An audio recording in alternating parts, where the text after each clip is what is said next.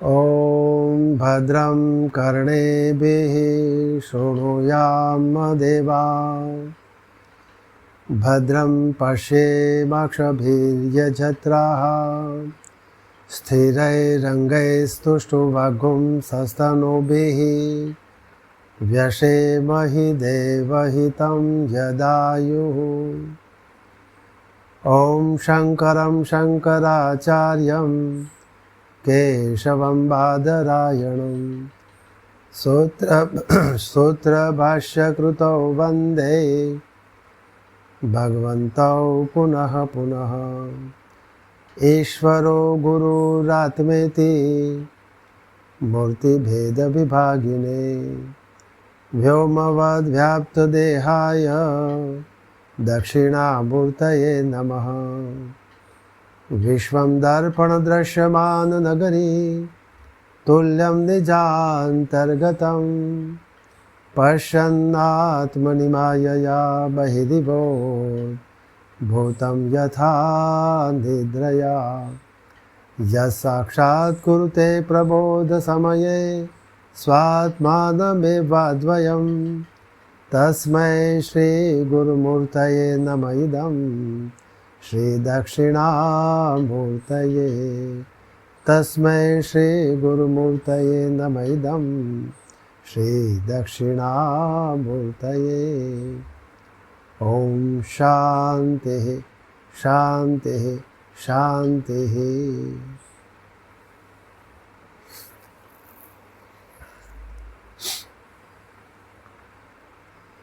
मांडुक्योपनिषद के भगवान गौड़पादाचार्य जी के द्वारा कारिका के स्वरूप में रचे गए 4 प्रकरण वाले इस ग्रंथ के पूर्व में प्रथम आगम प्रकरण, इस प्रकरण पर हमने स्वाध्याय किया। आज के स्वाध्याय में इसी ग्रंथ के द्वितीय प्रकरण वैतथ्य प्रकरण, इस पर हम विचार करने जा रहे हैं।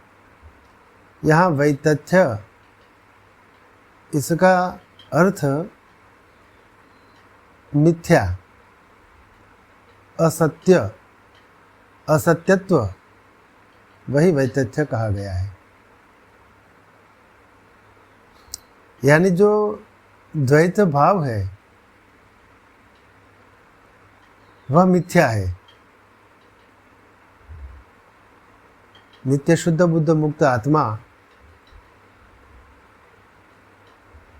वही आत्मा ही सच्चिदानंद स्वरूप होते हुए भी परब्रह्म, परमात्मा, ब्रह्म, उस पर माया अर्थात अविद्या, उसी के प्रपंच के स्वरूप ये जो चराचरात्मक जगत है, जिसे द्वैत के स्वरूप से कहा गया है, वह मिथ्या है, असत्य है। सत्य केवल एक अद्वितीय आत्मा अर्थात ब्रह्म ही है। तो यहाँ भगवान भाष्यकार ने, आद्य गुरु भगवान शंकराचार्य जी ने इस वैतथ्य प्रकरण के पूर्व में प्रकरणस्य प्रयोजनम, इस प्रकरण का प्रयोजन क्या है, इस पर थोड़ा अपना मत प्रस्तुत किया है, जिसमें लिखते हैं ज्ञाते द्वैतम न विद्यत इति उक्तम। पूर्व के आगम प्रकरण की 18वीं कारिका, उसमें जो बताया है विकल्पो विनिवर्तेत कल्पितो यदि केनचित उपदेशादयम वादो ज्ञाते द्वैतम न विद्यते, ज्ञाते द्वैतम न विद्यत। यानी ये जो संपूर्ण गुरु और शिष्य, ये दोनों का विकल्प यदि किसी ने किया होता तो भी निवृत्त हो जाता। विकल्पो विनिवर्तित कल्पित यदि केनचित। गुरु शिष्यादि जो विकल्प है उनका यदि किसी ने कल्पना की है तो भी उसकी निवृत्ति हो जाती। उपदेशादयम वादो, यह जो गुरु शिष्य के बीच में जो वाद है वह उपदेशाद अयम वादो, उपदेश से यह वाद जो है वह ज्ञाते द्वैतम न विद्यते। ये वाद स्वरूप जो द्वैत है वह द्वैत ज्ञान हो जाने पर न विद्यते, द्वैत नहीं रहता। गुरु शिष्य के बीच जो उपदेशात्मक वाद होता है तो उपदेश के अनंतर शिष्य जब गुरु का उपदेश किया हुआ ज्ञान को ग्रहण कर देता है तब उन दोनों के बीच में जो वाद स्वरूप जो द्वैत होता है वह नहीं रहता है शिष्य को ज्ञान होने के अनंतर। इसलिए यहाँ लिखा है कि ज्ञाते द्वैतम न विद्यते, ज्ञान हो जाने पर द्वैत नहीं रहता। और एकम एव अद्वितीयम इत्यादि श्रुतियों के अनुसार, एकम अद्वितीयम छांदोग्य उपनिषद की यह श्रुति है, 6ठे अध्याय के द्वितीय खंड के प्रथम मंत्र में बताया है, जिसमें यहाँ जो लिखा है उसका द्वितीय मंत्र का एक अंश मात्र है। इसमें ये एकम एव अद्वितीयम सत्वेव सौम्य इदम अग्र आसीत एकम एव अद्वितीयम। हे सौम्य, सत्य हे सौम्य, आरंभ में एकमात्र अद्वितीय सत ही था। तो एक अद्वितीय, एकम एव अद्वितीयम, एक अद्वितीय सत स्वरूप ब्रह्म आत्मा ही था और कुछ भी नहीं था।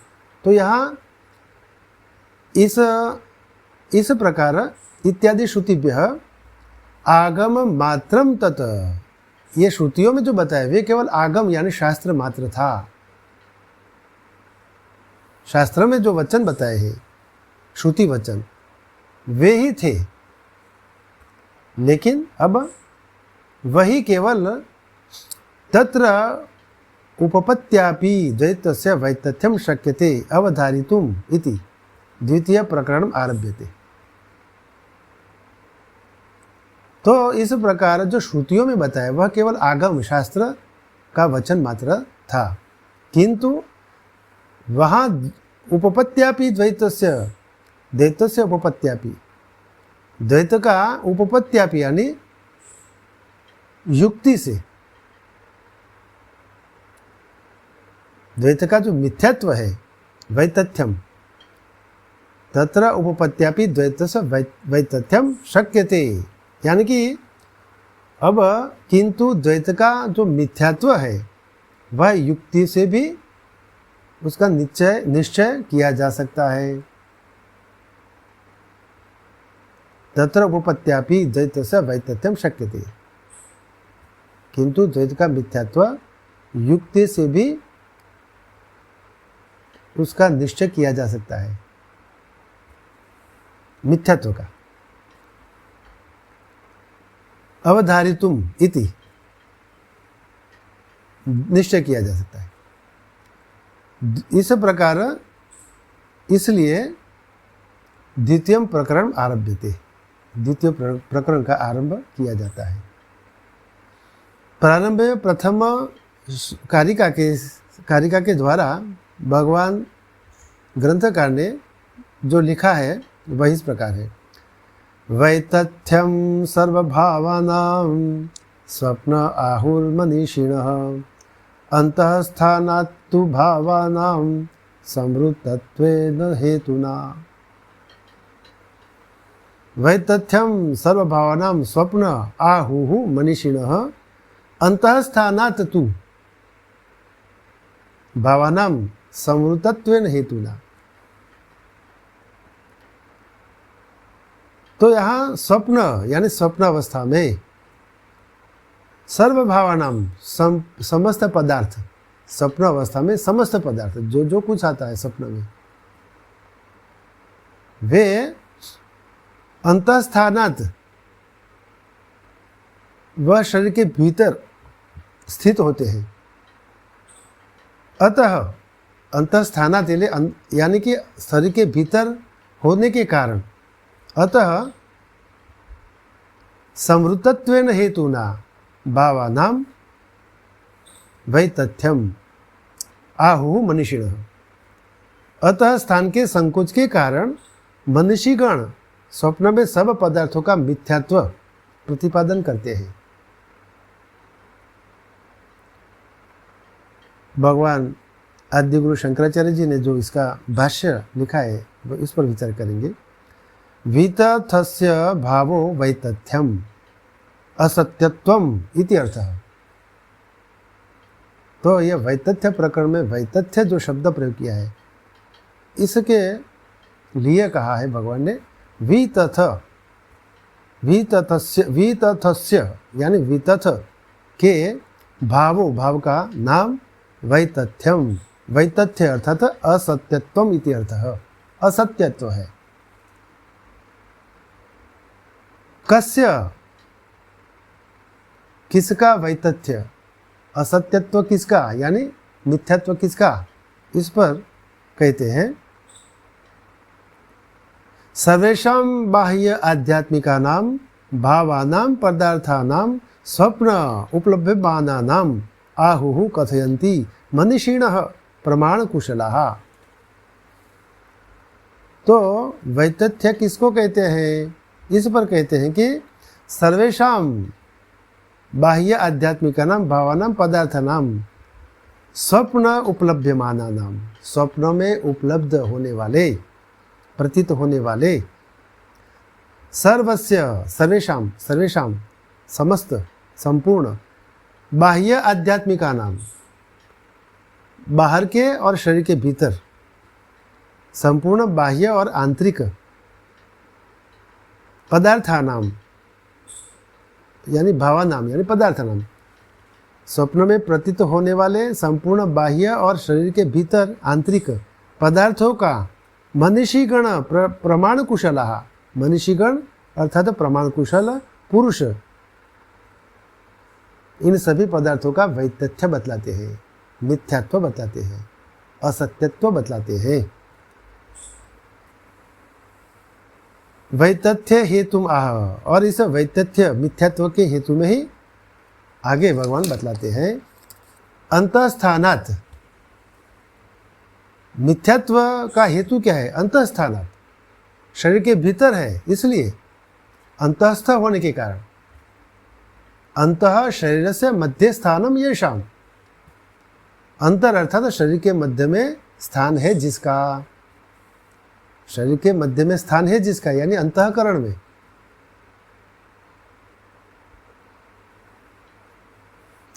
तत्र ही अंतः संवृत्त स्थानात्, तत्र ही भावा उपलभ्यन्ते, उस अंतः शरीर के मध्य स्थान जो है उसी में ही ये समस्त पदार्थ, कौन से, तो पर्वत हस्त्यादयो हो न बहिः शरीरात्,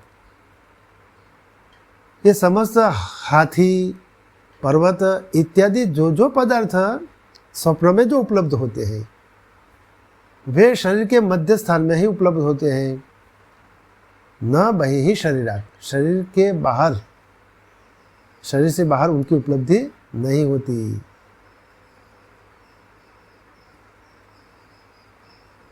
तस्मात् ते वितथा भवितुर्मर्हन्ति,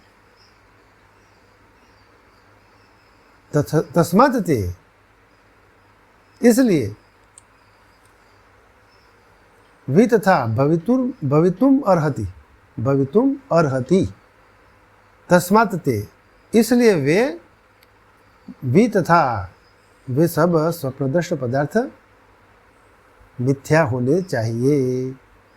भवितुम अर्हति, वि तथा भवितुम अर्हति, मिथ्या होने चाहिए। किंतु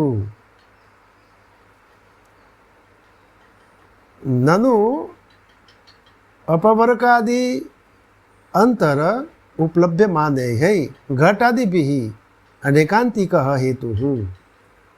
अब यहाँ ये स्वप्न अवस्था में जो जो पदार्थ उपलब्ध होते हैं वे शरीर के भीतर ही होते हैं, लेकिन उनका मिथ्यात्व बताते हैं। तो इस मिथ्यात्व के विषय में शंका होती है।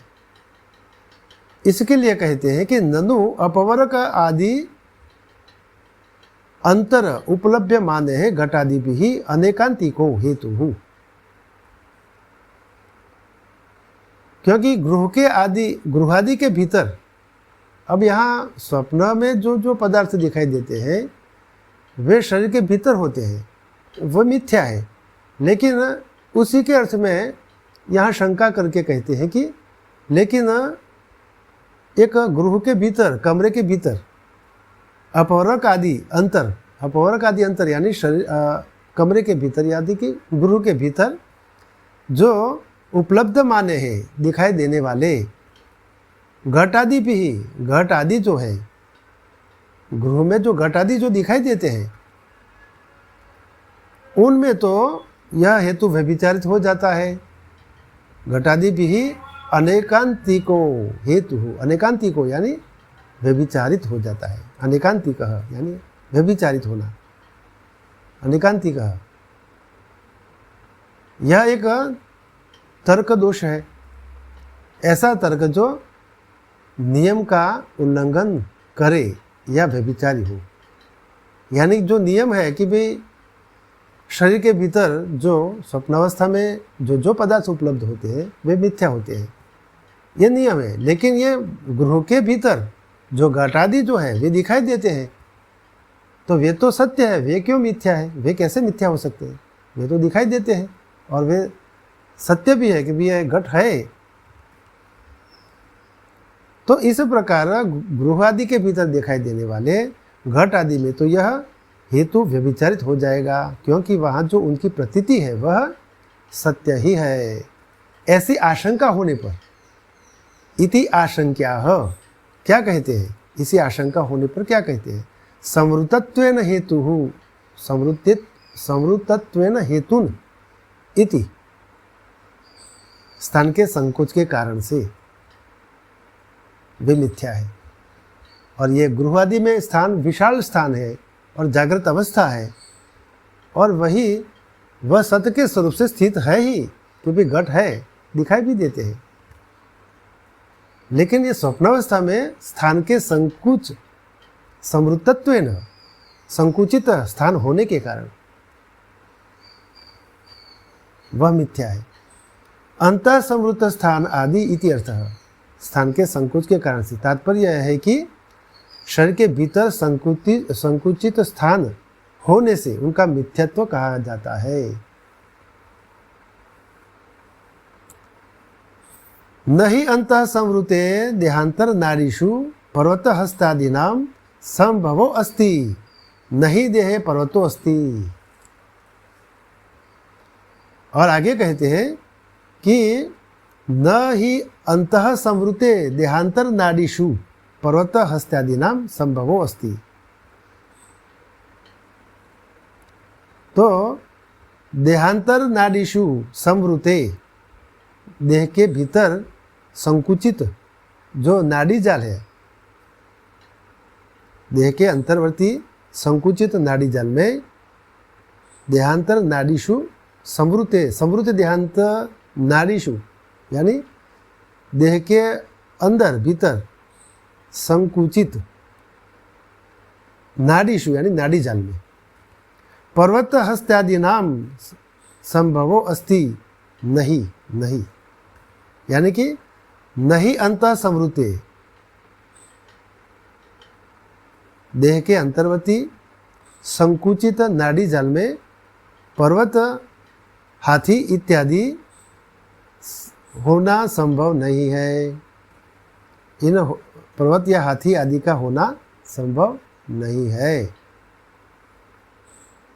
नहीं देह पर्वतो अस्ति, देह के भीतर पर्वत नहीं हो सकता।